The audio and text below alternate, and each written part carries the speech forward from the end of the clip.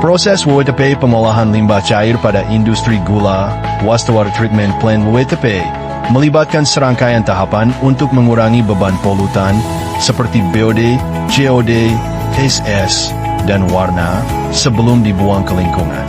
Limbah cair industri gula umumnya berasal dari proses pencucian, kondensat, blow-down boiler, dan sisa proses produksi. Berikut adalah beberapa proses tahapan pengolahan limbah pada industri gula. Yang pertama ada tahap screening, kemudian tahap ekualisasi, tahap pengendapan awal, pengolahan biologis, pengendapan akhir, dan pengolahan kimia. Yang pertama, tahap penyaringan, screening. Tahapan ini merupakan tahap fisik dari pengolahan limbah.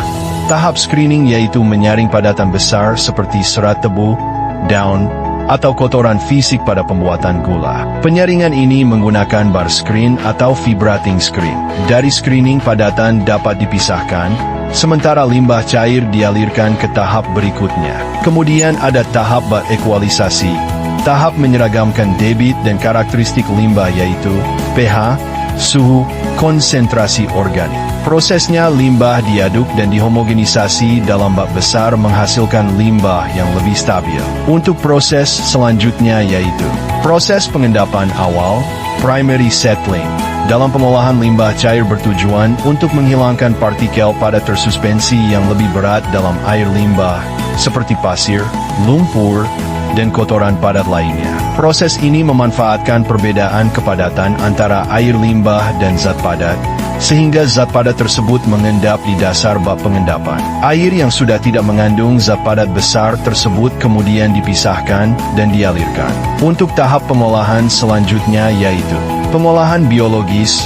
Pada industri gula merupakan tahap kunci untuk menurunkan BOD, COD, TSS, dan kontaminan organik lainnya. Limbah cair industri gula mengandung kadar gula tinggi, sisa bahan organik, dan nutrisi yang cocok untuk penguraian secara biologis. Kemudian ada proses pengendapan akhir. Pada pengolahan limbah cair pada gula, untuk memisahkan lumpur aktif yang mengandung mikroorganisme dari air limbah yang telah diolah.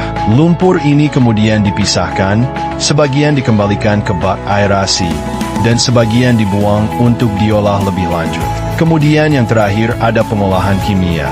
Adalah tahap kritis dalam pengolahan limbah untuk menghilangkan partikel koloid dan mempermudah proses netralisasi pH. Pemilihan koagulan harus disesuaikan dengan karakteristik limbah dan pertimbangan biaya. Dengan optimasi pH, dosis, dan pengadukan, efisiensi koagulasi bisa mencapai 80% menyesuaikan pH limbah pada kisaran netral, 6-9.